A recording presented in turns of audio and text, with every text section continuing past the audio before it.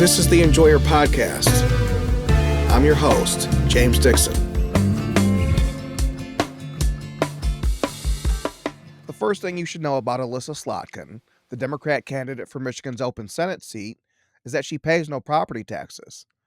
It's not that she has some big bill due or some lien out there on her house or anything like that. She was grandfathered in. When Slotkin's grandfather owned her home in Holly years ago, decades ago, they bought it in 1956, it was still a working farm. And so all these years later, the property is still zoned agricultural, and as such, farms are exempt from property taxes. So Grandpa's foresight saves Elissa Slotkin a whopping $2,700 in taxes per year. This is money that would be used for teachers, cops, sewers, roads, infrastructure, property taxes, the ones you have to pay even if you own your house outright. If you're an enjoyer of Michigan, chances are you've been to a Detroit Tigers game sometime in the last 7 decades. Unless you're a lifelong vegan, and I can't imagine we have many of those in our number, chances are you've had a ballpark frank. Remember those? The ones that plump when you cook them? Well, Slotkin is an heiress to the ballpark frank's fortune. Her bank account used to plump when you bought them. Grandpa bought the family farm in Holly in 1956, almost 70 years ago. By that point, he'd been a Detroit Tigers vendor for their hot dogs for about 7 years.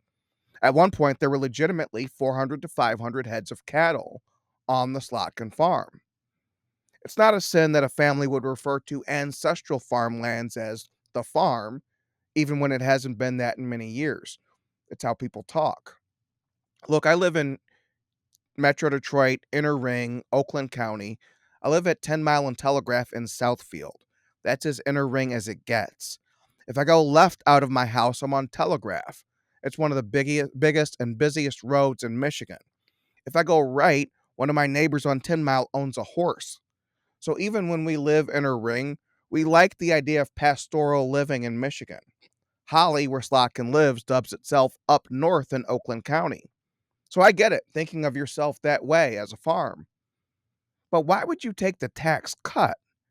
If you're a public servant and what matters is not just what you do, but how it looks, why would you maneuver in such a way that ducks your responsibility for a meager amount of money? And if tax officials operate on an honor system where once a farm, always a farm, isn't the honorable thing to do then to pay into the system that your family has benefited from for 7 decades? Look, this isn't some candidate who's on the financial margins, and yes, we do get some of those in Michigan, and some of them even win. There's no shortage of money that's at stake here. But an honor system takes 2 to tango. Therein lies our problem, isn't it? See, the guy at the pickup game who fouls and doesn't call the foul on himself is cheating the game. In the grand scheme of things, this might seem to be no big deal. But in life, character is who you are when nobody's watching. In politics, character is who you are when everybody's watching. Elissa Slotkin presents 2 different faces. In private, she takes any advantage she can get, no matter how small. There's a Root song that says, "I live life trying to tip the scale my way." If someone would go through these machinations to save just $2,700 per year, knowing damn well that someone like me might find it out someday, what might they do for millions? What would they do for billions? These are the things you should think about.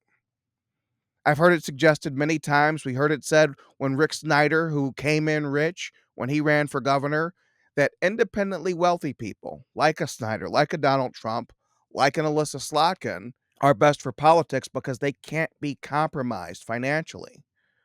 But this disregards human nature, which is to do what Slotkin just did here. Eat up every bite you can and then come back for seconds and thirds. You'll save $2,700 in taxes. Why not? A public servant, not someone who wants to be served by the public, might even write the check voluntarily. Someone who grew up wealthy, who was raised in the tradition of noblesse oblige and went to Cranbrook, surely would. I guess Slotkin skipped that day. That's the private Elissa Slotkin, the public servant who's willing to cut corners for meager amounts of money. The public Elissa Slotkin is a corn and soybean farmer. That's how she presented herself recently to a forum with the Michigan Farm Bureau. She told them last month at an interview forum alongside Mike Rogers, her Republican foe, that the crops are grown on her 300-acre farm, that's a working farm and it grows corns and soybean.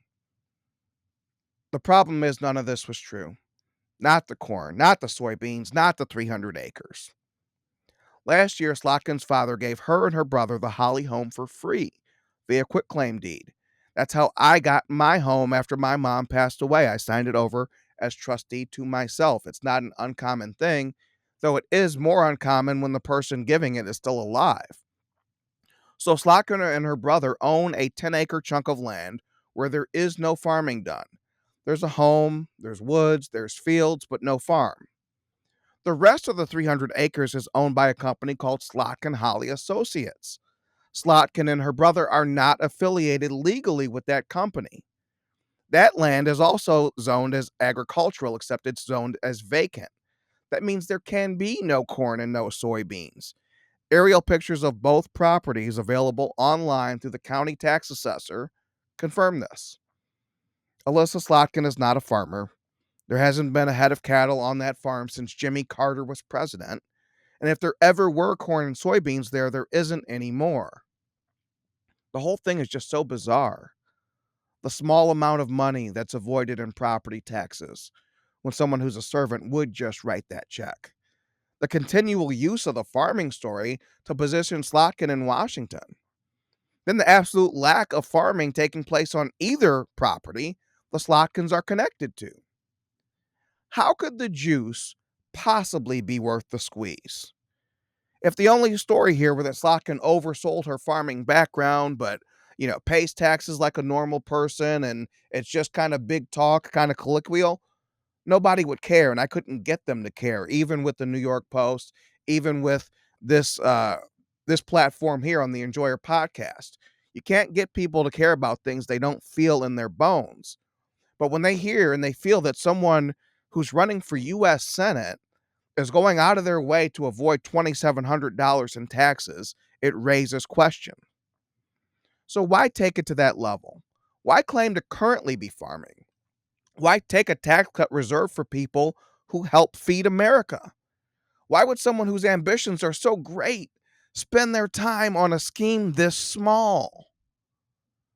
I broke the Slotkin story with the New York Post, but honestly, it should have never come to that. It should have never come to me, and I admit that.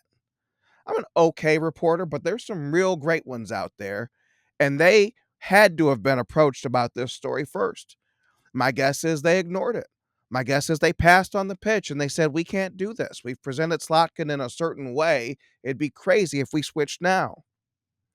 Michigan has two flagship papers, the Detroit News and Detroit Free Press. Whatever you think of New York, the fact is I live in Southfield. It should be impossible for a guy who was not even reporting before, July? It should be impossible for that guy working for New York papers to scoop Michigan and Detroit papers on the Michigan Senate race. Even if I do live in Southfield, even if I am local, even if I do know the players, by virtue of where I work and where I'm positioned, that scoop should never come to me.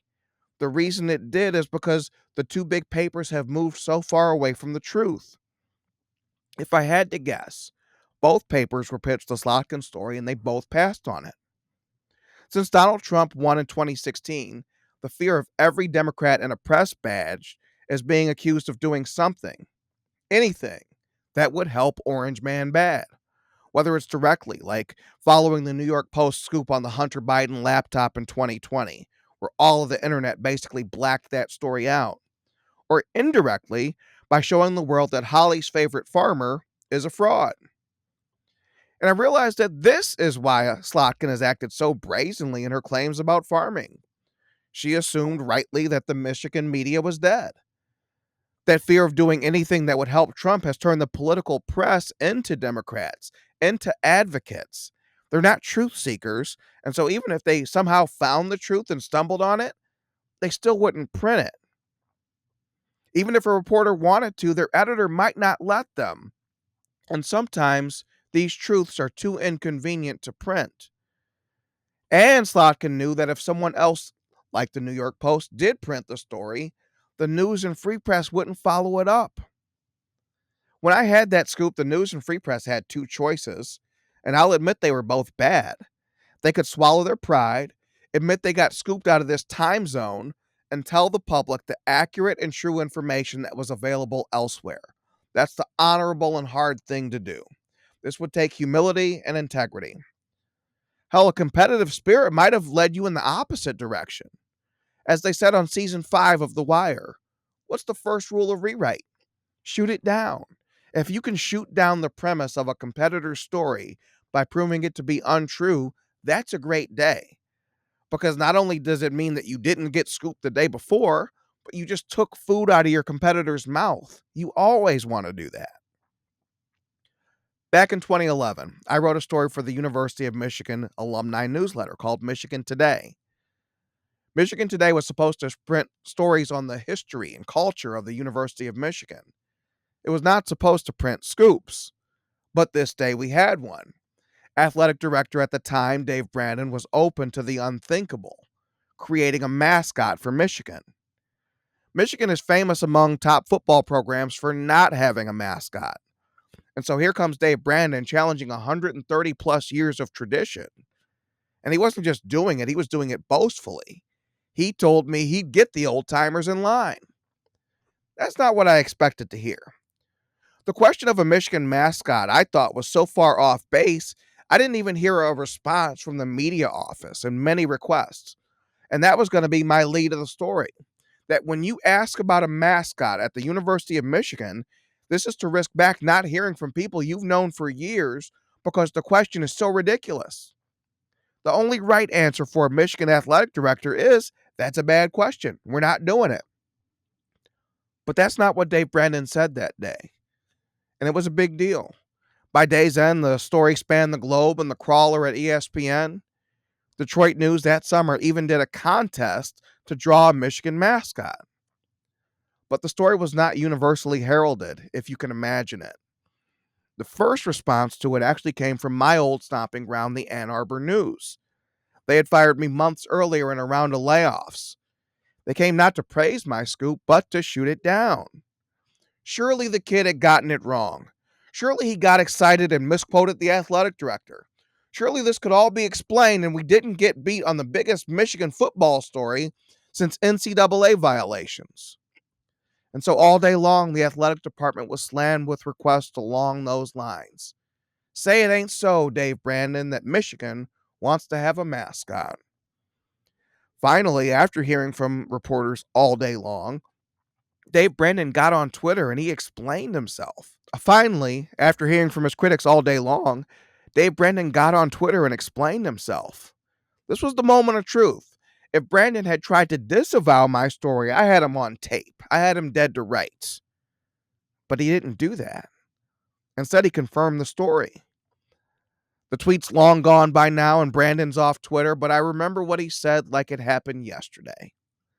A reporter asked me a question, and I answered honestly, he said. And so at that moment, my old friends and the whole world had to admit the truth.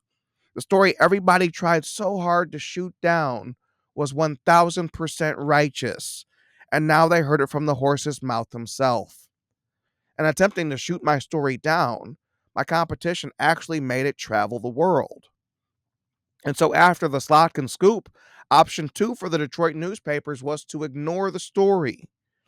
Pretend it never happened. It came from too far away. Pretend your readers don't need to know this stuff because the guy who wrote it happens to be your biggest critic.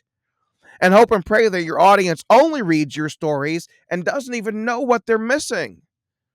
That's your best bet in 2024. Ignorance. That your audience is so ignorant that they don't know anything other than what the news and free press spoon feeds them. So when I talk about the Democrat Media Alliance, this is what I mean. When I say they're in a two-step of mediocrity, this is what I mean. Slotkin doesn't have to clean up her character because she knows the media is too sleepy to really dig into her, too beholden to print what they find. And the media doesn't have to chase competition because those stories, the ones they tell, stray too far from the approved narrative. I recently asked, where are the Pulitzers in Michigan? I don't ask that question anymore. Pulitzers are the product, most times, of an honest, curious search for truth. Most of the reporting that comes out of Lansing and Washington is in service of agendas. It's not curious because it can't be. Curiosity and searches for the truth often lead to uncomfortable places, places that don't benefit the team you're cheering for. And so they lead you out of a fantasy land where a lady who ducks $2,700 in property taxes is somehow a public servant, where a woman who broke up a military marriage of 25 years is somehow honorable, where a media that ducks and covers from the truth is somehow noble. Democrats and the media have the same millstone of untruth around their necks. And now, as they are both drowning, they're both panicking. You ever been driving your car when it's super low on gas? You notice things like the radio will fade and eventually quit? That's your car doing everything it can to survive until you get to a gas station. The frills are the first thing that goes. The media isn't just such an emergency right now. They're sinking, but both their hands are full. In one hand, they have credibility, and in the other, they have the power to influence events. But they can only carry one of them to shore without drowning. So they've decided to toss aside credibility, and they're going all in on the ability to influence events.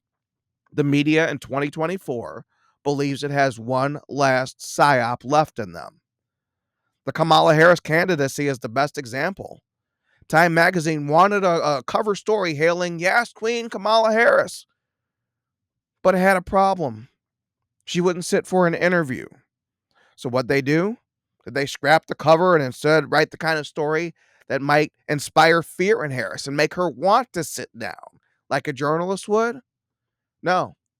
They did what's called in certain corners of the internet a worship ignore. They worshiped at the feet of Harris, and she couldn't be bothered to quit scrolling her phone. They tossed credibility aside for the ability to influence events. They didn't realize that when you lose credibility, you also lose the ability to influence events. B doesn't work without A. What the wise men in our media don't get is that you can't influence events if people don't trust what you print. So the media's hope is that the fumes of its legacy are enough for one last ride. That Kamala Harris came out of her convention without a lead in a single battleground state indicates the strategy didn't work. The gatekeepers are failing, and now they'll only get more desperate. I kid you not, as I record this today, there was just a report about Russian misinformation trying to tilt the 2024 election. They even brought Jim Acosta out of mothballs. CNN rehired Brian Stelter as its media commentator. It's kind of like a hospice where in the last days of a scam of a life, you bring together the people you know and the people you love and the people you trust, and they all let you die with dignity. That looks to be what's happening right now. I came across a video recently that shed light on both the public and private Elissa Slotkin. I wrote about it on the Enjoyer site. The story is called When Slotkin Spooked Her Tracker. It shows a 100-second video from 2018. This was Slotkin's first ever political campaign.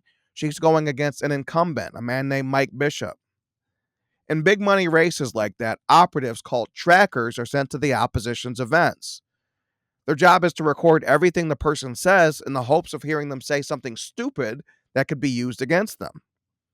On this day, the tracker was sent to learn whether Slotkin, if elected, would join the Medicare for All caucus. The tracker asks the question several times and gets no response. Slotkin points him out to her guests and staff. Finally, at the end of the video, Slotkin's getting into her car. Finally, the tracker has her alone. One final time, he asks, will you join the Medicare for All caucus if elected? Slotkin sinks into her seat. As she does, she smiles and says, how are Sloan and Leroy? The tracker asks, how do you know my dog's name? And the video cuts off. In 100 seconds, we see the two faces of Elissa Slotkin. We see the Slotkin who couldn't be more thoughtful. She walks slowly so a man in a wheelchair can keep up, and she holds the door open for that man. Then we see the private Elissa Slotkin. When she's one-on-one with the tracker, She's either forgotten about the camera or doesn't care what it captures. For someone who's always talking about her time at the CIA, asking about the tracker's dogs by name, which names were not publicly available, was a clear attempt to intimidate. In that moment, the moment where the private and the public Slotkin occupied the same space, we saw the real her. We felt the hot breath of power. We saw the snarl of a smile. We saw how tickled she was to dangle the specter of her powers before a 25-year-old operative. How willing she was to trade on every bit of her reputation to put a fright into a citizen who asked a question. Elissa Slotkin is a national security expert with no problem breaking up a military marriage. She wants what she wants. Elissa Slotkin is a fake farmer. She's a public servant who has no problem taking a tax credit she should renounce. At the risk of getting caught and the story traveling the world, Elissa Slotkin, the hot dog heiress, saves herself $2,700 a year. Elissa Slotkin is an intimidator. Even before she was elected, she was using her story and her resources to strike fear into the hearts of people who would question her. Well, Elissa, we ain't afraid over here. We've seen the character of Elissa Slotkin in private and public.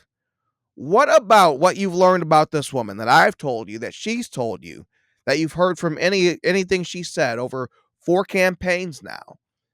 The cumulative Elissa Slotkin, as you picture her in your mind's eye, what about that woman and her story makes you think she deserves a promotion to the U.S. Senate?